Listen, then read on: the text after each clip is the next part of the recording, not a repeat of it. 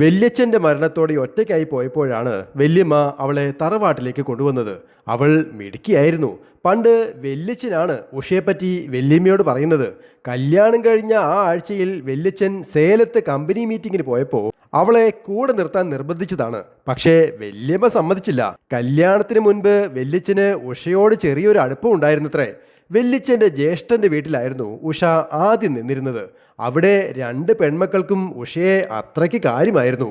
വല്യമ്മ അവരെ കാണാൻ പലവട്ടം പോയിട്ടുണ്ടെങ്കിലും ഉഷയെ പരിചയപ്പെട്ടിട്ടേ ഇല്ല.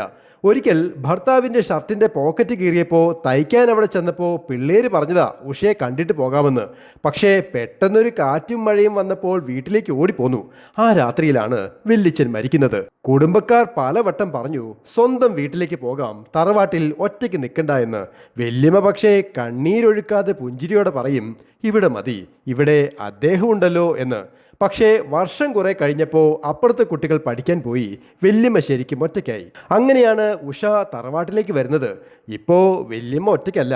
ഉഷ വന്നതോടെ വല്യമ്മ ഉഷാറായി. അയൽപ്പക്കത്തെ മീനാക്ഷി കുഞ്ഞിപ്പെണ്ണിന് വേണ്ടി തയ്പ്പിച്ച വെള്ളയിൽ വയലറ്റ് പൊട്ടുകളുള്ള കുഞ്ഞെടുപ്പ് കണ്ടിട്ട് കണ്ണുമിഴിച്ചു.